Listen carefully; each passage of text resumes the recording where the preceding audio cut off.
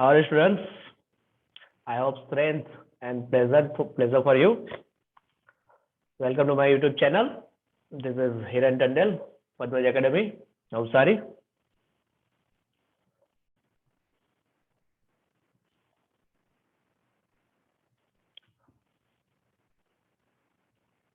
Like other chapters that I have explained, I am here to paraphrase the chapter hydrogen, that is from 11th Science Chemistry, Unit 9, Semester 2. 11th Science Chemistry का Semester 2 का Unit 9 है hydrogen, और chapter को मैं आपको समझाने जा रहा हूँ. This one, hydrogen, unit 9. તો બધા વિદ્યાર્થી મિત્રોને મારા નમસ્કાર.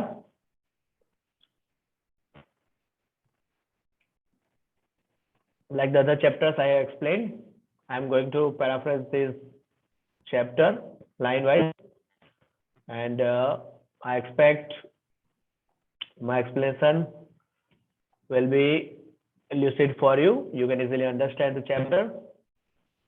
And I'm going to explain this chapter in simple words, and line wise I will explain. So जो स्टूडेंट्स को डिफिकल्टी होती है, प्राइमरी लेवल का अंडरस्टैंडिंग जिसको नहीं है, वो इसमें इजीली आपको वो बेसिक अंडरस्टैंडिंग चैप्टर का मिल जाएगा यहाँ पे. So you just stay connected with me till the end of part. This is the first part of this chapter, hydrogen.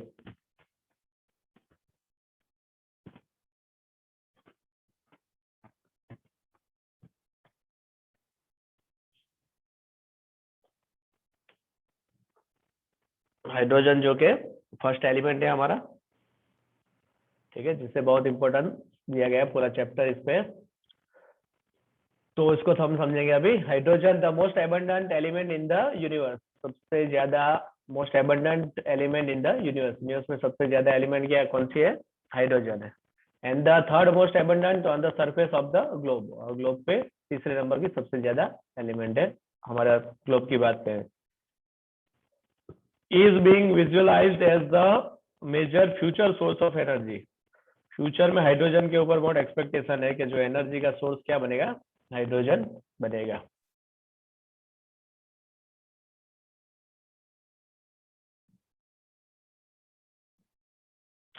It exists as a diatomic H2 molecule and is called dihydrogen.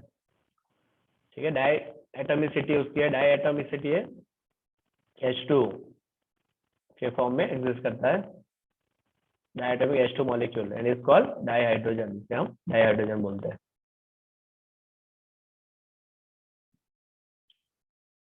Electronic configuration इसका है S1, 1s1 रहेगा, S में 1 है, मतलब उसको हमने उसको alkali metal की सीरीज में रखा हुआ है पहले, क्योंकि उसके पास एक इलेक्ट्रॉन है, और अल्कलाई मेटल में आउटर मोस्ट में सभी के पास एक इलेक्ट्रॉन रहता है.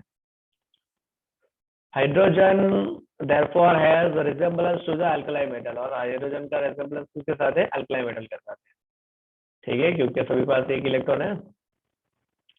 Which lose one electron to form uni positive ion. Hydrogen क्या कर सकता है? एक इलेक्ट्रॉन लूज कर सकता है, यूनी पॉजिटिव आयन बन सकता है, जैसे H+, एक इलेक्ट्रॉन लूज कर सकता है. As well as with halogen, तो इसका कनेक्शन हेलोजन से भी रहता है, हेलोजन की जैसे भी उसकी प्रॉपर्टी है, क्योंकि वो which gain one electron to form uni negative ion. और हाइड्रोजन की प्रॉपर्टी क्या है कि वो अल्कलाई मेटल की तरह भी रिएक्ट कर सकता है, यूनी पॉजिटिव भी बन सकता है आयन, और यूनी नेगेटिव आयन भी बन सकता है हेलोजन की तरह. तो ये दोनों की तरह बिहेव कर सकता है.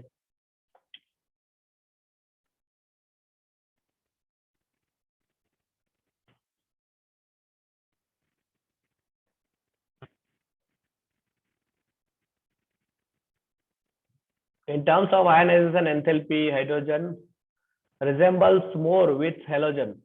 आयनाइजेशन एंथैल्पी की बात करेंगे, आयनाइजेशन एंथैल्पी मतलब इलेक्ट्रॉन लूज करने के लिए जो पावर चाहिए दैट इज आयनाइजेशन एंथैल्पी। तो उसकी बात करेंगे तो आयनाइजेशन एंथैल्पी है जो लिथियम की कितनी है 520 किलो जूल पर मोल है, और फ्लोरीन की कितनी है 1680 किलो जूल पर मोल है, और हाइड्रोजन की कितनी है 1312 किलो जूल पर मोल। तो आयनाइजेशन एंथैल्पी किससे रिजेंबल करती है, हमारी फ्लोरीन से ज्यादा रिजेंबल करेगी हाइड्रोजन की। Loss of the electron from hydrogen atom results in nucleus H plus, और उसका साइज दिया गया है। अगर एक इलेक्ट्रॉन जा रहा है तो यूनी पॉजिटिव कैटायन बनेगा हमारा, ठीक है। तो वो इलेक्ट्रॉन देगा और उसकी साइज हमें यहाँ पे दी गई है, यूनी पॉजिटिव आयन बनेगा, यहाँ पे उसकी साइज दी है।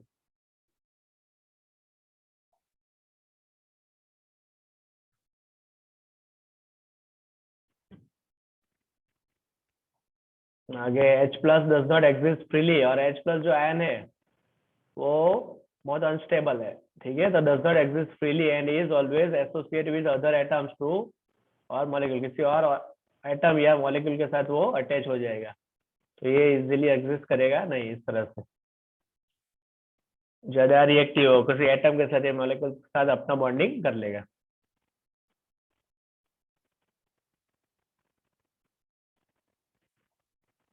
तो उसको हम समझेंगे डाइहाइड्रोजन H2 अकरेंस। उसका अकरेंस यहाँ पे दिया गया, dihydrogen is the most abundance element in the universe, 70% है, 70% of the total mass of the universe and is the principal element in the solar atmosphere, ठीक है। और कहाँ कहाँ पे कितनी कितनी मैटर है वो इस सब में दिखाया गया है।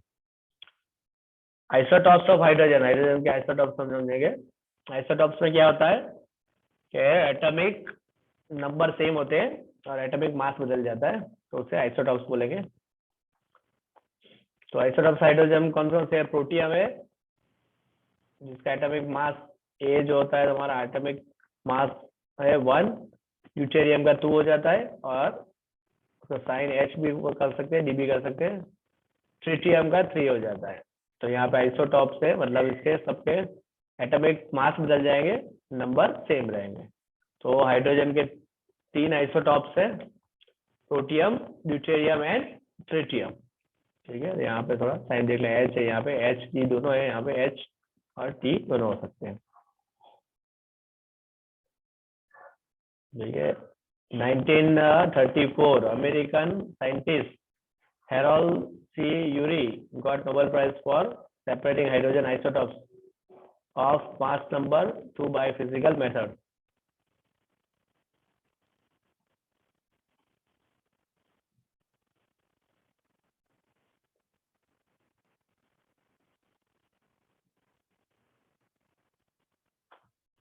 Predominant form is protium. ज्यादातर हमें क्या मिलेगा, क्या रहेगा हाइड्रोजन में, सबसे ज्यादा क्या होता है, प्रोटियम होता है। हाइड्रोजन में सबसे ज्यादा प्रोटियम होता है, ठीक है। Terrestrial hydrogen contain 0.0156% of deuterium mostly in the form of HT, hydrogen deuterium हमें मिलता है। And the tritium concentration is about 1 atom per 10 to the power 18 atoms of protium। तो ट्रिटियम क्या है, बहुत ही कम रहता है। Of these isotopes only tritium is radioactive and emits low energy beta particles, और उसकी हाफ लाइफ दी है 12.33 ईयर्स। यहाँ पे हमें हाइड्रोजन, ड्यूटेरियम एंड ट्रिटियम में कंपैरिजन कर दिया है, एटॉमिक एंड फिजिकल प्रॉपर्टीज दी गई है हमें hydrogen and deuterium and tritium. यहाँ पे रिलेटिव एबंडेंस दिया गया है, ये सबसे ज्यादा है 99%। उसके बाद एटॉमिक मास दिया है, मास में आप देखोगे इससे ज्यादा मास किसका है, ड्यूटेरियम का है, ठीक है। उससे भी ज्यादा किसका है, ट्रिटियम का है। मेल्टिंग पॉइंट है, बॉइलिंग पॉइंट है, density, enthalpy of fusion, enthalpy of vaporization, enthalpy of bond dissociation, without dissociation enthalpy हमारी इसकी ज्यादा है ड्यूटेरियम की। Internuclear distance ionisation enthalpy, ये रही, हमने ऊपर भी देखी है उसमें। Electron gain enthalpy -73 and covalent radius, जो कोवेलेंट बॉन्ड बना रहे, और आयनिक रेडियस, जब आयनिक बॉन्ड बनता है तब।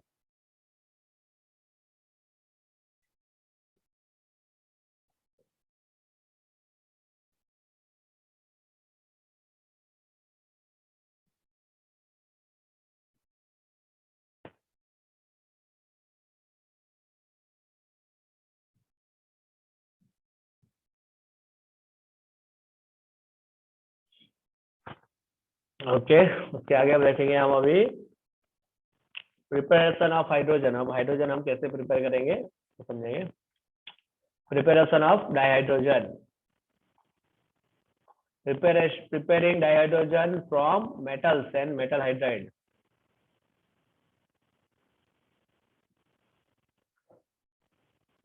लेबोरेटरी प्रिपरेशन ऑफ डाइहाइड्रोजन, तो कैसे प्रिपेयर करते हैं हम? Zinc granules with dilute hydrochloric acid, ठीक है, HCl है, ठीक है, यहाँ पे H+ आयन हमें यहाँ पे लिया है, और जिंक है, ठीक है। तो यहाँ पे हमें क्या मिलेगा? हाइड्रोजन गैस मिलेगा। ये देख सामने 10th स्टैंडर्ड में आता, zinc plus hydrochloric acid, zinc chloride plus hydrogen gas. उसी तरह से zinc with aqueous alkali, aqueous alkali क्या बात करेंगे? जिंक है metal plus zinc plus aqueous alkali है हमारा सोडियम हाइड्रोक्साइड, तो हमारा बनेगा सोडियम जिंकेट, और हमें क्या मिलेगा? हाइड्रोजन गैस मिलेगा।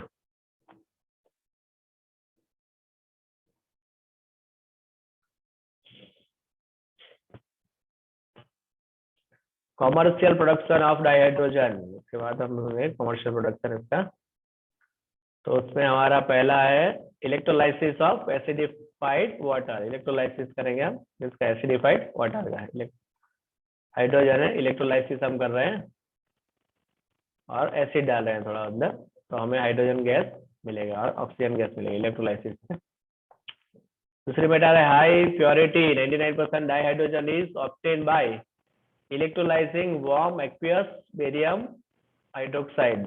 एक्वियस बेरियम हाइड्रोक्साइड का इलेक्ट्रोलाइसिस करेंगे हम, तो हमें 99% प्योर हाइड्रोजन मिलेगा बिटवीन द निकल इलेक्ट्रोड। इलेक्ट्रोड कौन से रखने हमें? निकल के इलेक्ट्रोड रखने, ठीक है। It is obtain as a by product in the manufacture of, अगर हम बना रहे हैं सोडियम हाइड्रोक्साइड, ठीक है, sodium hydroxide and a chlorine, ठीक है, क्लोरीन गैस हम बना रहे हैं by the electrolysis of brine solution. Electrolysis हम कर रहे हैं ब्राइम NaCl, ठीक है, ब्राइम सॉल्यूशन का इलेक्ट्रोलाइसिस कर रहे हैं, और उसके साथ क्या होगा? H2 होगा। तो आयन हमें क्या क्या मिलेंगे? Na+ Cl- मिलेगा, H+ मिलेगा, OH-, ठीक है। तो इतने आयन है। तो एनोड पे क्या हो रहा है? एनोड पे हमारा पॉजिटिव टर्मिनल रहेगा, तो एनोड पे हमें नेगेटिव आयन जाएंगे। यहाँ पे क्लोरीन भी नेगेटिव, हाइड्रोजन भी नेगेटिव है, लेकिन क्लोरीन यहाँ पे क्या होगा? ऑक्सीडाइज हो जाएगा।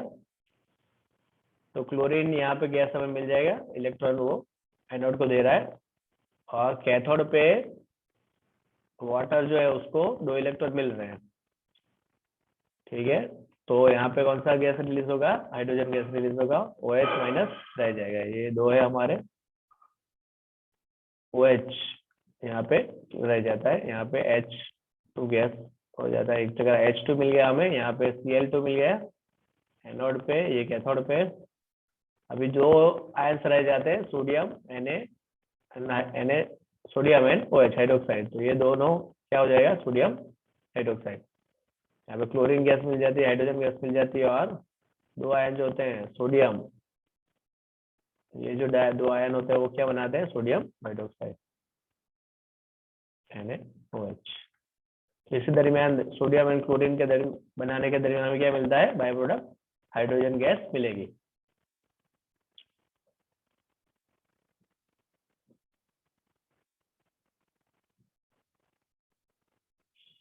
Reaction of steam on hydrocarbon और coke, reaction of steam on hydrocarbon और कोक के साथ रिएक्शन हमें दिया गया है।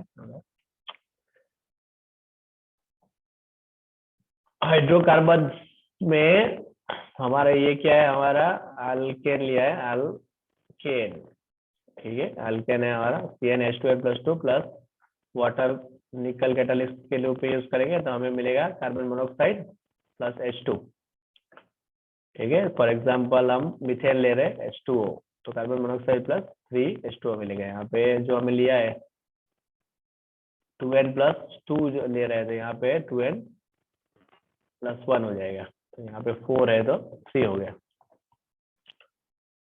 The mixture of carbon monoxide and hydrogen is called water gas, ठीक है। जो carbon monoxide and hydrogen gas का जो मिक्सचर होता है उसे क्या बोलेंगे, वाटर गैस बोला जाएगा, ठीक है। उससे हम आगे और भी नाम है उसके लिए,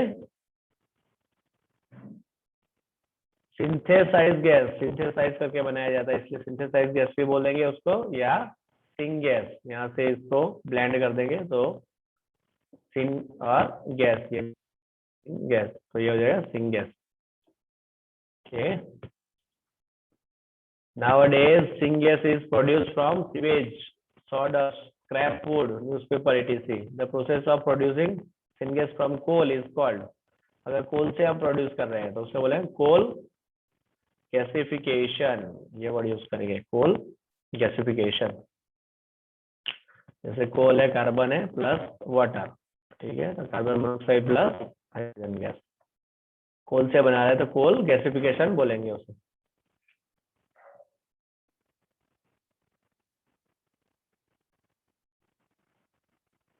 चलो कोल गैसिफिकेशन के आगे समझते हैं, हमें समझ में आ गया है water gas, synchronise gas, syngas और कोल गैसिफिकेशन हमने देख लिया है। यहाँ पे the production of dihydrogen can be increase by reacting carbon monoxide, जो ये कार्बन मोनोऑक्साइड हमें मिल रहा है of syngas mixture with a steam, तो इसको हम किसके साथ मिक्स कर रहे हैं, स्टीम के साथ मिक्स अगर कर रहे हैं तो हमें कार्बन डाइऑक्साइड मिलेगा और हाइड्रोजन यहाँ पे ज्यादा मिलेगा, तो ठीक है। This is called water gas shifting reaction, ये जो रिएक्शन है उसे बोला जाएगा water gas shifting reaction, carbon monoxide plus water, तो हमें ज्यादा हाइड्रोजन मिलेगा। ये कार्बन डाइऑक्साइड इज रिमूव, ये कार्बन डाइऑक्साइड है उसको कैसे रिमूव किया जाएगा, is remove by scrubbing with sodium arsenide solution, sodium arsenide solution से कार्बन डाइऑक्साइड को हम रिमूव कर सकते हैं और हमें क्या मिलेगा, हाइड्रोजन गैस मिलेगा। Presently 77% of the industrial dihydrogen is produced from petrochemicals, अभी 77 हमने कहाँ से लाते हैं, पेट्रोकेमिकल्स से। 18% from coal, 4% from electrolysis of aqueous solutions and 1% from other sources, तो ज्यादातर क्या होता है, पेट्रोकेमिकल से हमें हाइड्रोजन मिलता है।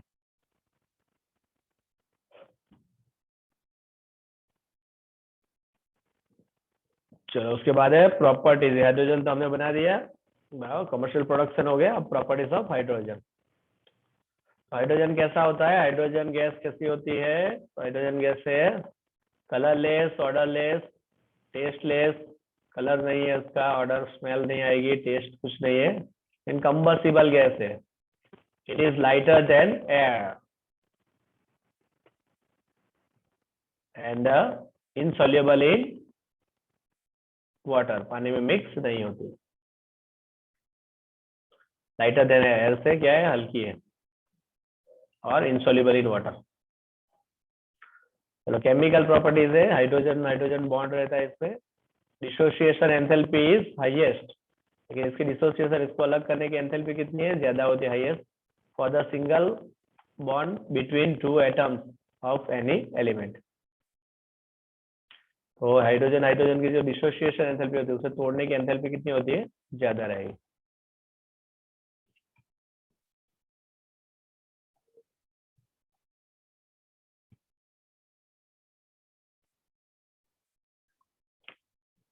चलो उसके बाद के पॉइंट समझते हैं हम, यहाँ पे दिया है उसके कुछ पॉइंट, उसमें loss of the only electron to give H+, hydrogen एक इलेक्ट्रॉन छोड़ेगा तो H+ आयन कैटायन बनाएगा, यूनी पॉजिटिव आयन बनाएगा, गेन ऑफ 1 इलेक्ट्रॉन, अगर 1 इलेक्ट्रॉन ले रहा है तो H minus, uni negative ion बनेगा anion, and sharing electrons to form single covalent bond, ठीक है, इलेक्ट्रॉन शेयर करेगा तो सिंगल कोवेलेंट बॉन्ड बना सकता है।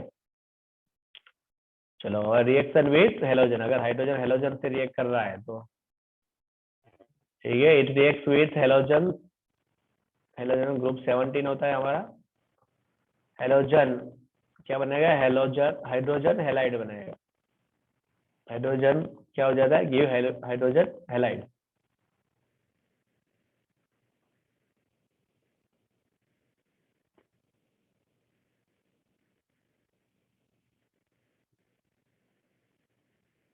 हेलोजन, हेलोजन क्या हो जाता है हमारा, हेलोजन है ना, हेलोजन हाइड्रोजन हेलाइड हो जाएंगे, हेलोजन से हमारे ग्रुप 17 के, हेलोजन क्या हो जाता है, हेलाइड हो जाता है, हाइड्रोजन हेलाइड बनेगा।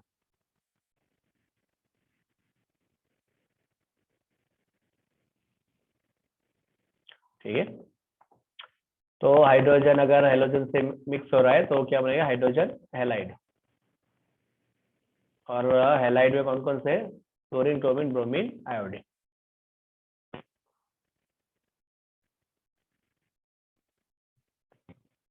Reaction with dioxygen, oxygen के साथ रिएक्शन हम देखेंगे।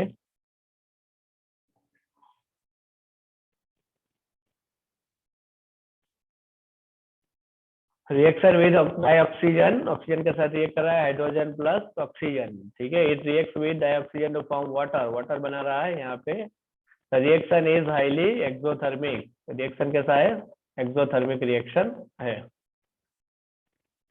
ठीक है, उसकी एंथैल्पी यहाँ पे दी गई माइनस में,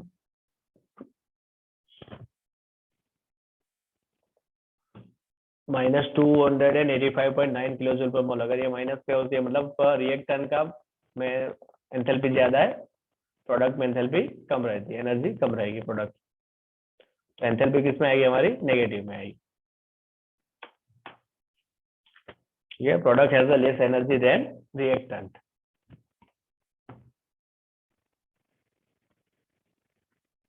रिएक्शन विथ डाइनाइट्रोजन, नाइट्रोजन के साथ रिएक्ट कर रहा है, with dinitrogen to form ammonia बनाएगा, क्या बनाएगा, ammonia, NH3, hydrogen plus nitrogen, ठीक है, यहाँ पे भी एंथैल्पी नेगेटिव है, और इस प्रोसेस को क्या बोला जाएगा, हैबर प्रोसेस, इसका वर्ड याद रखना, Haber process.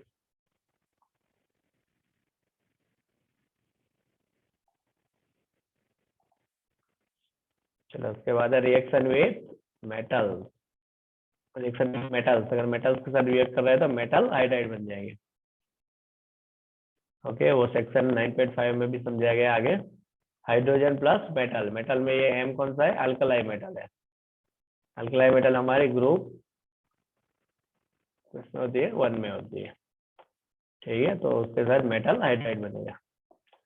Reaction with metal ion, अगर मेटल आयन से रिएक्ट कर रहा है, metal oxide and metal oxide से रिएक्ट कर रहा है, इट रिड्यूसेस, क्या करेगा, reduces some metal ion, metal ion जैसे यहाँ पैलेडियम है, उसको रिड्यूस करके क्या बनेगा, यहाँ पे +2 है तो यहाँ पे रिड्यूस होकर 0 हो जाएगा, रिड्यूस करेगा, रिडक्शन हो जाएगा पैलेडियम का, ठीक है, और यहाँ पे मेटल हमें मिल जाएगी।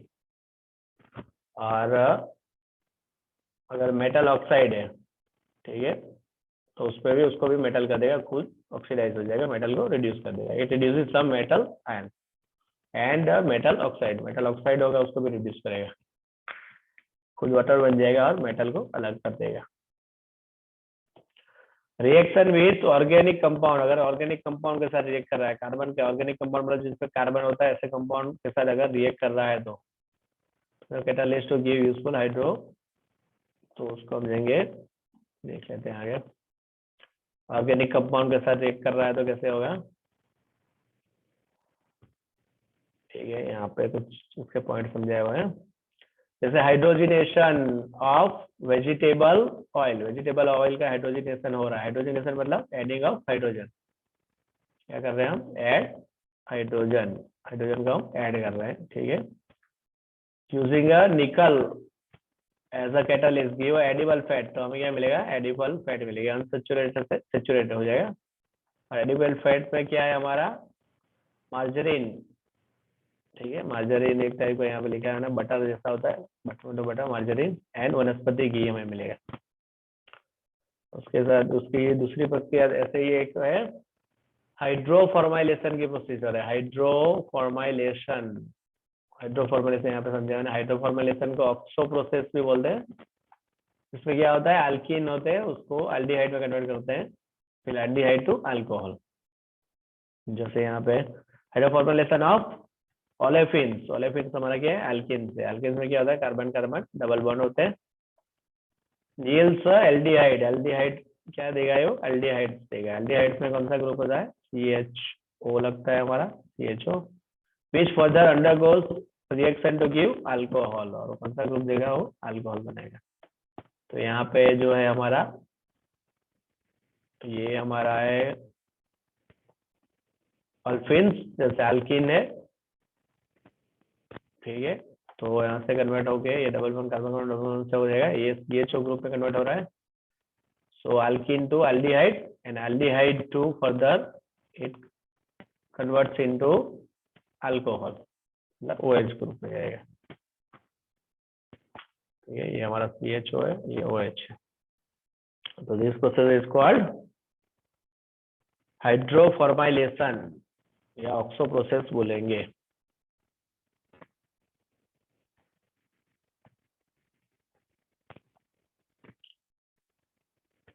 प्रॉब्लम 9.1 को समझ रहे हैं आप, comment on the reaction of dihydrogen with chlorine, chlorine के साथ रिएक्ट कर रहे हैं हम, ठीक है, सोडियम एंड कॉपर ऑक्साइड, ठीक है, कॉपर ऑक्साइड के साथ रिएक्ट करेंगे। डाइहाइड्रोजन रिड्यूसेस क्लोरीन, क्लोरीन को क्या करेगी, रिड्यूस करेगी into a chloride and get oxidise to H+ ion, खुद H+ हो जाएगी और क्लोरीन Cl- आयन हो जाएगा। तो इसमें क्या हो रहा है, हाइड्रोजन एंड क्लोरीन बनेगा, leading to the formation of covalent molecule. ये क्या बनेंगे, कोवेलेंट बनेंगे, कोवेलेंट मॉलिक्यूल होगा।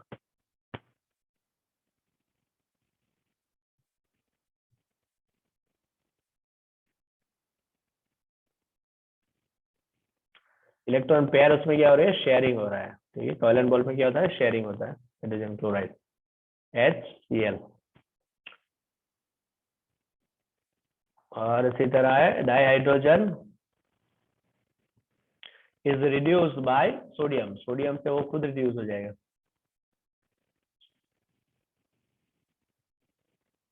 ठीक है, तो यहाँ पे हो गया, वो NaCl बनाएगा और वो आयनिक कंपाउंड बनाएगा, सोडियम प्लस हो जाएगा, हाइड्रोजन माइनस हो जाएगा, तो Na+H- आयनिक कंपाउंड बनेंगे।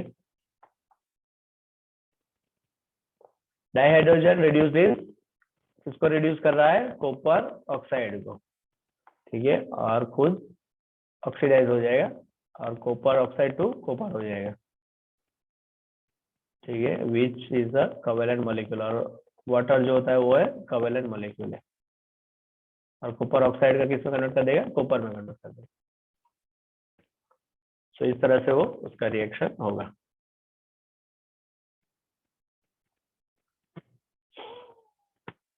उसके आगे हम देख रहे हैं यूजेस ऑफ डाइहाइड्रोजन, उसके अब यूज देखेंगे हम। से नाइट्रिक एसिड हमें बनाना है, HNO3 नाइट्रिक एसिड है हमारा, या नाइट्रोजनियस फर्टिलाइजर, जो फर्टिलाइजर बनते हैं नाइट्रोजन वाले, उसमें भी डाइहाइड्रोजन का यूज होता है। मैन्युफैक्चर ऑफ वनस्पति फैट, वनस्पति फैट जो बनता है ऊपर, हमने वो प्रोसीजर देख लिया है, ठीक है।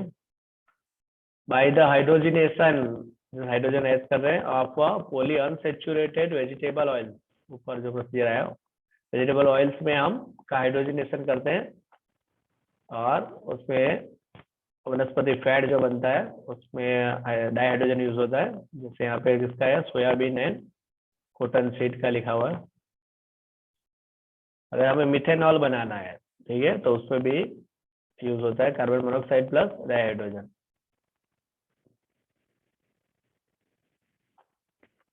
तो इन दोनों को मिक्स करेंगे, कोबाल्ट कैटालिस्ट के तरह यूज हो रहा है, तो ये हमारा बनेगा मिथेनॉल। OH ग्रुप है, अल्कोहल मिथेनॉल।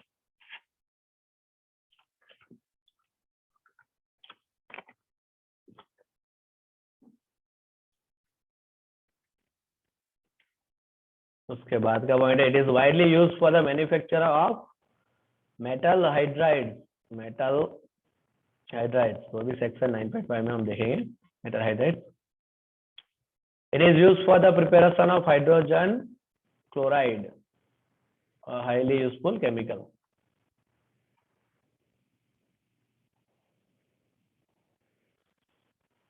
Hydrogen chloride.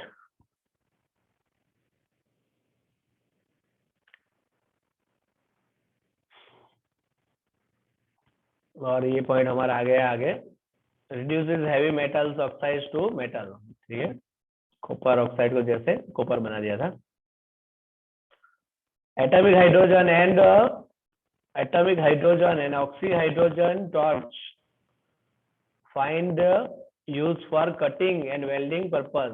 अगर मेटल को काटना है या कटिंग करना है, कटिंग एंड वेल्डिंग करना है, तो ऑक्सी हाइड्रोजन फ्लेम का यूज होता है, क्योंकि उसका टेम्परेचर बहुत हाई होता है। हाइड्रोजन को जलाने से बहुत एनर्जी मिलेगी। यहाँ पे टेम्परेचर 4000 केल्विन टेम्परेचर हमें मिलता है।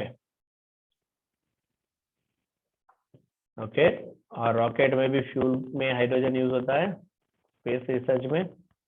और जो फ्यूल सेल होते हैं वो जनरेटिंग इलेक्ट्रिसिटी जनरेट करते हैं, उसमें भी डाईहाइड्रोजन और ऑक्सीजन का यूज होता है। तो फ्यूल सेल भी हम बना सकते हैं, और रॉकेट फ्यूल के रूप में भी आप यूज कर सकते हो हाइड्रोजन को।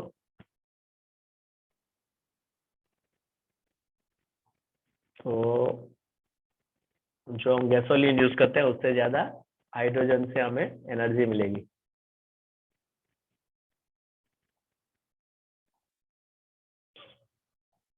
उसके बाद है हाइड्राइड। हाइड्राइड कैसे कैसे बनते हैं, किस किस के टाइप हाइड्राइड? डाईहाइड्रोजन है, combines with almost all elements except noble gases. Noble gases के साथ कॉम्बिनेशन नहीं होता, to form binary compound. Binary compound बनाएंगे कॉल्ड हाइड्राइड। ठीक है, अगर ई कोई एलिमेंट है तो उसके साथ अगर हाइड्रोजन जुड़ रहा है तो इस तरह से जुड़ेगा, मैग्नीशियम हाइड्राइड। ठीक है, ये बोरोन के साथ जुड़ रहा है तो ये बनेगा हमारा डाइबोरेन। उसको देखेंगे कौन कौन से टाइप है। तो पहला हमें याद रखना है आयनिक हाइड्राइड बोलेंगे, आयनिक जो बॉन्ड बन रहा है, या सेलाइन या सॉल्ट लाइक हाइड्राइड। दूसरा है हमारा कोवेलेंट और मॉलिक्यूलर हाइड्राइड। जो कोवेलेंट बॉन्ड होता है इसमें शेयरिंग होगा, यहाँ पे एक्सचेंज करेंगे, एक्सचेंज इलेक्ट्रॉन का एक्सचेंज हो जाएगा, यहाँ पे शेयर हो जाएगा, शेयरिंग ऑफ इलेक्ट्रॉन। और ये मेटालिक या नॉन स्टोइकियोमेट्रिक हाइड्राइड बोलेंगे। इसमें क्या होगा, हाइड्रोजन मेटल के बीच में सेटल हो जाएगा। नॉन स्टोइकियोमेट्रिक किसी कहा गया है क्योंकि हाइड्रोजन की गिनती नहीं होती प्रॉपरली। तो अभी हम इसको स्टेप बाय स्टेप समझेंगे, आयनिक, कोवेलेंट एंड मेटालिक।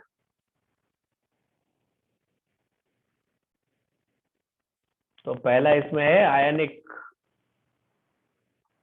और सेलाइन हाइड्राइड। आयनिक हो जाएगा सेलाइन हाइड्राइड। तो एस ब्लॉक जो होता है हमारा, group 1 and group 2, alkali metal and alkali earth metal, elements which are highly electropositive. वो ज्यादा इलेक्ट्रोपॉजिटिव होती है, वो इलेक्ट्रॉन डोनेट करेगी। तो ये प्लस हो जाएगा, ये माइनस हो जाएगा। इस तरह से आयनिक बॉन्ड बनेंगे हमारे, बेरिलियम हाइड्रोक्साइड, मैग्नीशियम हाइड्रोक्साइड जैसे, barium hydroxide. The ionic hydrides are crystalline, crystalline होता है, और non volatile and non conducting of non conducting solid state. Solid state होती है तो नॉन कंडक्टिंग हो गए, लेकिन मेल्ट करेंगे हम तो इलेक्ट्रिसिटी को क्या करेंगे, वो कंडक्ट कर सकते हैं। Liberated dihydrogen gas at anode. Anode पे हमें कौन सा मिलेगा, डाइहाइड्रोजन गैस मिलेगा। यहाँ पे प्लस है, डेफिनेटली H प्लस होता है, तो ये H यहाँ पे माइनस होगा हमारा, H माइनस एनआर हो गया, तो डेफिनेटली किस पे जाएगा, एनोड पे जाएगा, जहाँ पे कौन सा टेम्परेचर है, प्लस। ठीक है, तो जैसे ये जाएगा एनोड को इलेक्ट्रॉन देगा, ऑक्सीडेशन हो जाएगा और H2 गैस बनेगा एनोड पे। सेलाइन hydride react violently with water, water के साथ रिएक्ट करेगा तो producing dihydrogen gas. सेलाइन hydride with water, metal hydroxide होगा ये, और यहाँ पे हमें हाइड्रोजन गैस मिलेगा। चलिए आयनिक हाइड्राइड थे हमारे, उसमें एक है हमारा लिथियम हाइड्राइड। जैसे लिथियम हाइड्राइड हमने पहले ही देख लिया था, वो क्या है, इज रादर अनरिएक्टिव, वो ज्यादा रिएक्ट नहीं करेगा at a moderate temperature with oxygen and chlorine. It is therefore used in the synthesis of other useful hydride, दूसरे हाइड्राइड भी हम बना सकते हैं। जैसे लिथियम हाइड्राइड है, एल्यूमिनियम क्लोराइड के साथ अगर रिएक्ट करें तो बनेगा लिथियम एल्यूमिनियम हाइड्राइड, यहाँ पे नाम लिखा गया है। इसी तरह से लिथियम बोरोहाइड्राइड भी हम बना सकते हैं। लिथियम हाइड्राइड से सब दूसरे हाइड्राइड मिलेंगे हम।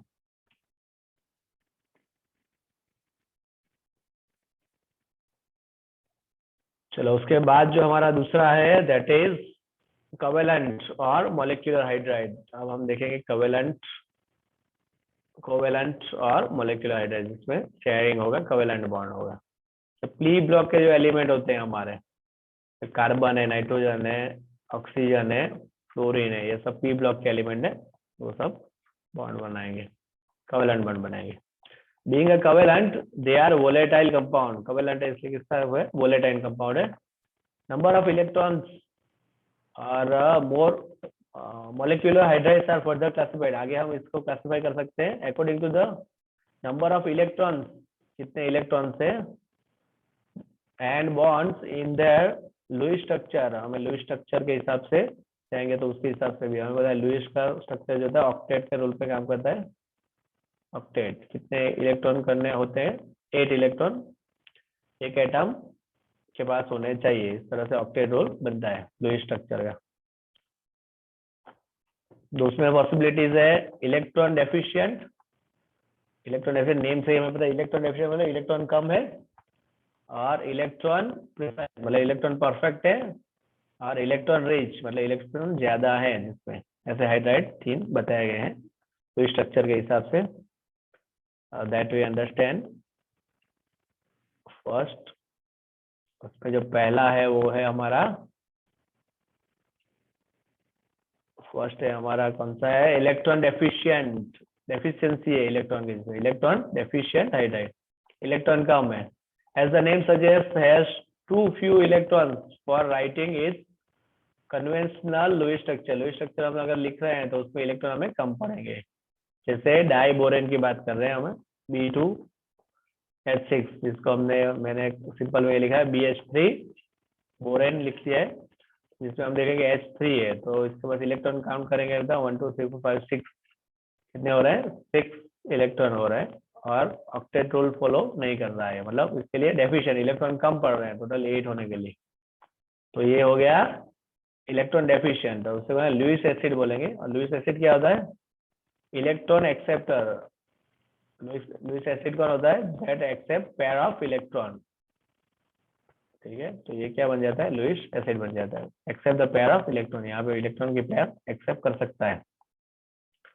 उसके बाद है इलेक्ट्रॉन प्रिसाइज, प्रिसाइज कंपाउंड मतलब इलेक्ट्रॉन जितने चाहिए उतने पर्टिकुलरली है, जैसे यहाँ पे मिथेन है CH4, तो यहाँ पे मैंने फिगर बनाया हुआ है इसका, कार्बन के पास 4 हाइड्रोजन है और ऑक्टेट इसका सक्सेसफुली सॉल्व हो रहा है, हाइड्रोजन 2 से ही सेटिस्फाइड हो जाते हैं 2 इलेक्ट्रॉन से, और कार्बन 8 से सेटिस्फाइड हो रहा है। चलो उसके आगे इलेक्ट्रॉन प्रिसाइज के बाद हमें इलेक्ट्रॉन रिच, अभी देखेंगे electron rich, electron rich hydride है वो एक्सेस तो ज्यादा हुआ, excess electron which are present in as a lone pair, lone pair के फॉर्म में होंगे, जैसे elements of group 15 and 17 for such a compound. 15 7 की बात करेंगे तो ये नाइट्रोजन है हमारा, अगर हम एमोनिया बनाते हैं, ठीक है, तो इसका फिगर यहाँ पे दिया है मैंने, तो H लगेंगे 3 और 2 लोन पे रहेंगे यहाँ पे, तो ये इसके पास इलेक्ट्रॉन क्या है, ज्यादा है, तो एमोनिया जो बन रहा है उसमें 1 लोन पेयर रहती है, जैसे वाटर हम बनाएंगे तो 2 लोन पेयर होगी, हाइड्रोजन फ्लोराइड करेंगे तो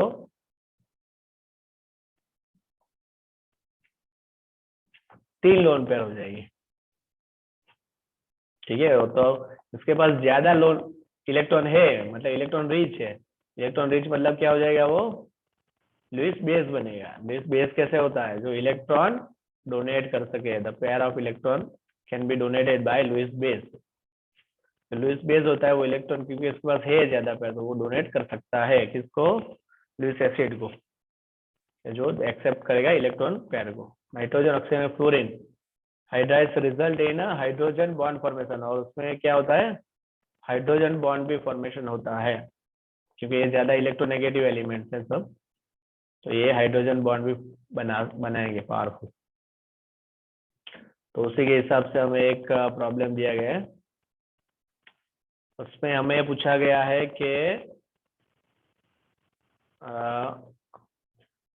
would you expect the hydrides of nitrogen, oxygen and fluorine to have a lower boiling point than hydrides of their subsequent group? उसके नीचे के जो ग्रुप बन रहे हैं,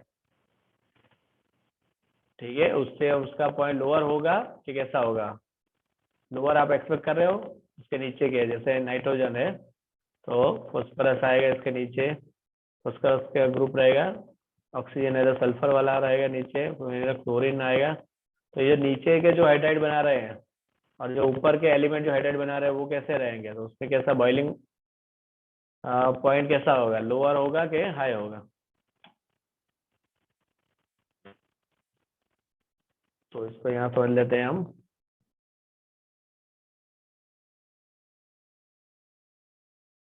तो यहाँ पे दिया है ammonium, water and hydrogen fluoride, ठीक है, their boiling points are expected to be lower, lower हम एक्सपेक्ट कर सकते हैं, लेकिन क्या हो रहा है यहाँ पे, lower than those of the subsequent group member hydride. तो इसके on the basis of the molecular mass की बात करें तो मास कम है इन लोगों का, उसके बेस पे हम सोचेंगे तो लोअर होगा, लेकिन लोअर नहीं है, क्यों, क्योंकि हायर इलेक्ट्रोनेगेटिव, इलेक्ट्रोनेगेटिविटी उन लोगों की ज्यादा है, नाइट्रोजन की, फ्लोरीन की, ऑक्सीजन की ज्यादा है, इलेक्ट्रोनेगेटिविटी ऊपर से ज्यादा होती है, नीचे जाते कम होती हो जाती है। तो इलेक्ट्रोनेगेटिविटी उनकी ज्यादा है, तो वो क्या करेंगे, हाइड्रोजन बॉन्ड पावरफुली बनेगा उन लोगों के बीच में। हाइड्रोजन बॉन्ड पावरफुल बनेगा तो उसे तोड़ने के लिए ज्यादा पावर की जरूरत पड़ेगी, hydrides will be quite appreciable, hence the boiling point of ammonia, water and fluid will higher than that of hydrides of their subsequent group member। उसके नीचे के ग्रुप मेंबर्स के जो बॉइलिंग पॉइंट होंगे उससे ज्यादा होंगे इसके नाइट्रोजन, ऑक्सीजन और फ्लोरीन के, क्यों, क्योंकि उसमें हायर इलेक्ट्रोनेगेटिविटी है, और उससे क्या होता है, हाइड्रोजन बॉन्ड पावरफुल बनेगा, तो उसे तोड़ने के लिए ज्यादा एनर्जी की जरूरत पड़ेगी, तो बॉइलिंग पॉइंट क्या होगा, हाई हो जाएगा।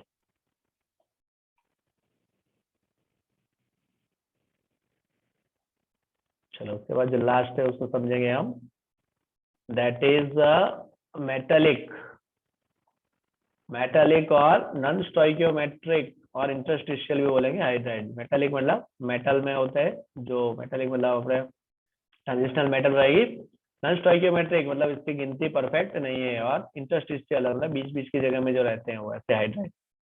These are formed by mainly D block and F block element, transition and inner transition element जो होते हैं उसको बनाते हैं। However, the elements of group 7, 8 and 9 do not form hydride। 7, 8 and 9 hydride नहीं बनाते। Even from group 6, अगर group 6 की भी हम बात करें, only chromium forms chromium hydride, ये chromium ही बनाएगा, दूसरे नहीं बनाएंगे उस ग्रुप में। तो इसको आपको याद रखना है, 7, 8, 9 वाले नहीं बना, 6 में भी एक ही बना रहा है। नॉन स्टोइकियोमेट्रिक क्यों बोलते हैं उसे, non stoichiometric being deficient in hydrogen. For example इसमें हाइड्रोजन का कुछ फिक्स नहीं है, पॉइंट में दिया जाता है, जैसे हमने ये जो लॉ पढ़ा था ऑफ कांस्टेंट कंपोजिशन, उसमें क्या था, ये जो एलिमेंट्स होते हैं तो वो होल नंबर में ही होते हैं, यहाँ पे ऐसा नहीं है। अब हाइड्रोजन आप देखोगे तो पॉइंट में दिया गया है, ठीक है, लैंथेनम में देखो, यट्रबियम में देखो, टाइटेनियम, जर्कोनियम, वेनेडियम, निकल, पैलेडियम तो पॉइंट में दिए गए हैं सब। तो इसलिए यहाँ पे वर्ड यूज किया है नॉन स्टोइकियोमेट्रिक, हाइड्रोजन जितने चाहिए उतने उसे मिल रही है, डेफिशिएंसी इन हाइड्रोजन, हाइड्रोजन कम पड़ रहा है। ठीक है, in such hydride law of constant composition does not hold good. तो ये लॉ यहाँ पे वर्क नहीं करता। ठीक है, अगर आगे हम हाइड्राइड की बात करेंगे,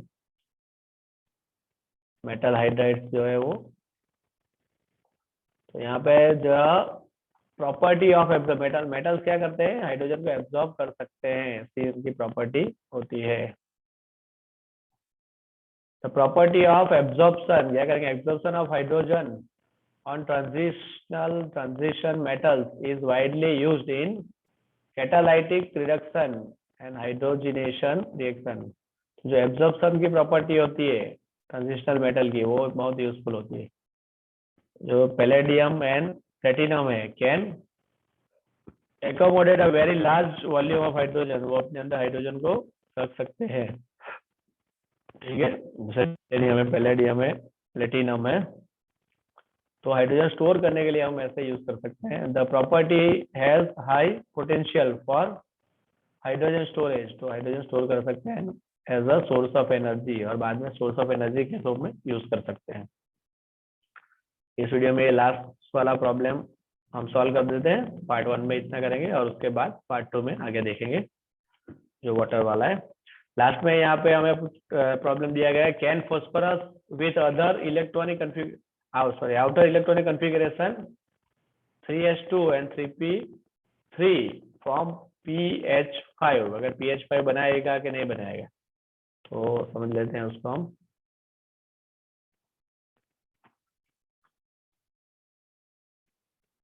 ठीक है, यहाँ पे उसको एक्सप्लेन किया गया है।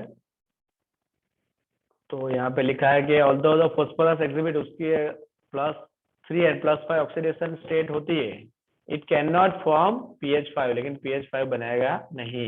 क्यों? क्योंकि कुछ रीजन दिया है, बिसाइड सम अदर कंसिडरेशन, कुछ दिए हैं उसको छोड़ के। यहाँ पे दिया है कि high atomization enthalpy value of dihydrogen, dihydrogen की जो एंथैल्पी ऑफ एटमाइजेशन है, डिसोसिएशन एंथैल्पी ज्यादा है, और उसके साथ इलेक्ट्रॉन की एंथैल्पी भी उसकी क्या है, value of high, and the electron की value of hydrogen do not favour the exhibit the highest oxidation state, तो ऑक्सीडेशन स्टेट को सपोर्ट नहीं करेगी, इसको सपोर्ट नहीं करेगी। pH3 बनेगा, pH5 नहीं बनेगा।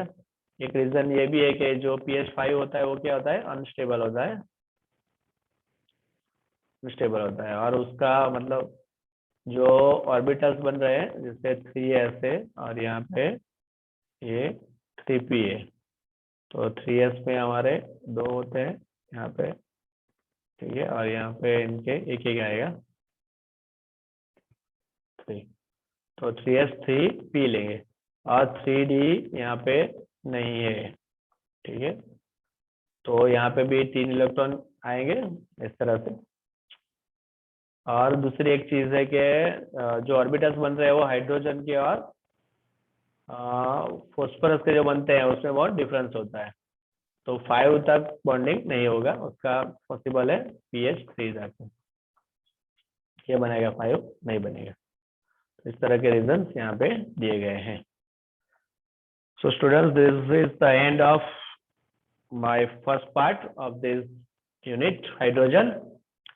I hope you have understood the point. As I have mentioned earlier, the most basic, I have explained the concept in a most basic and lucid way. So you get the primary level understanding of this chapter. And if you have liked my video, then subscribe my channel, share it, like, press the bell icon, so as soon as I will upload the part 2, you will get the notification, so you can watch that too. And thanks for watching. Have a nice day. Enjoy your life.